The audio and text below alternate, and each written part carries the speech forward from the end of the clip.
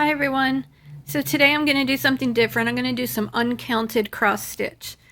I found this pattern in the Punch Needle Primitive Stitcher magazine. It is summer 2020 issue, and it is designed by Teresa Miller of Teresa's Primitive Treasures.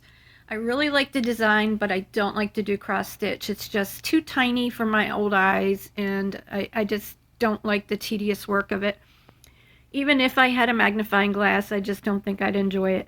So I'm going to try this uncounted cross stitch. What I've done first is taken the pattern, made a copy of it, and then I've taken a Sharpie and outlined the different sections. And then I've reduced it to 65%. Here you can see that this one is smaller. I didn't want to do a big design. I just want to try a small one. So I've got this fabric here. This is like a dresser scarf or a table runner. I got it at a thrift store, and it had a little embroidery design on it, really faded light. And so I'm just going to cut sections out of it, coffee stain it, and I've got my old embroidery hoop, and we're going to get started on here. So I'll be right back and show you how it goes.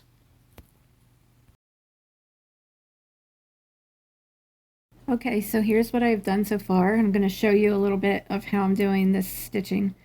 So if you can see, it's just a bunch of little X's, and they're not particularly very nice and neat. Hopefully you can see it good. So I'm going to just mess that one up, but I'm going to leave it. So I'm just going to do an X, and all I'm doing is filling in the space that I outlined. So some X's are bigger than others.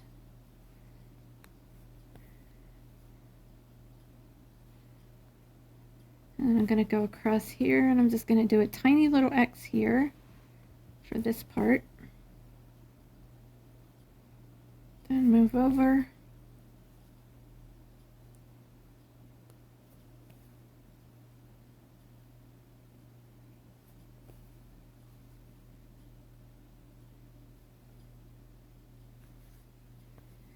So I got this idea from Lori Brecklin.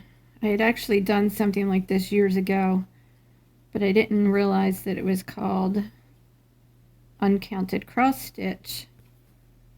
I just didn't like counting all the little threads and how far over you had to go, so I just did it randomly. And then I found this group on Facebook that Lori Brecklin started from Non-Forgotten Farm, and it's called the Uncounted Cross Stitch Group. I will put a link down below to the Facebook group so that you all can join it.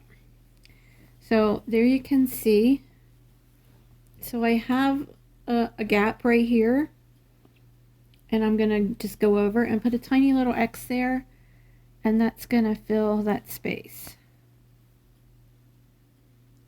So I kind of think that when you're done with this, it might look like a child did it.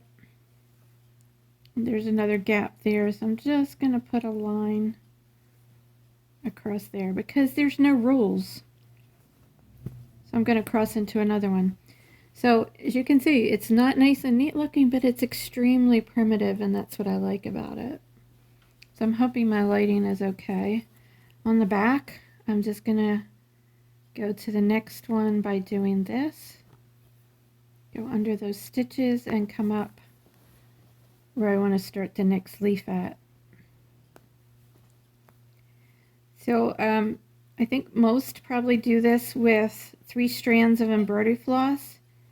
I am currently using Valdani number 8 pearl cotton.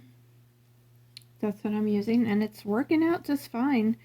Now, if I was doing something that was small and detailed, then I would probably go with the DMC 3 strands of DMC.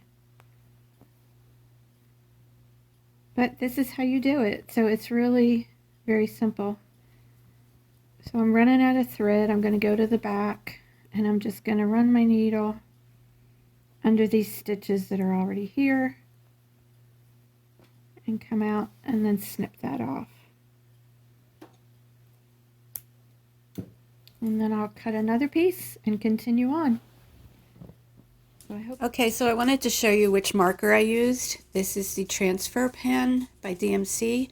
It's water soluble. So after I finished tracing it and stitching it, then I just dunked it in coffee and that made it disappear.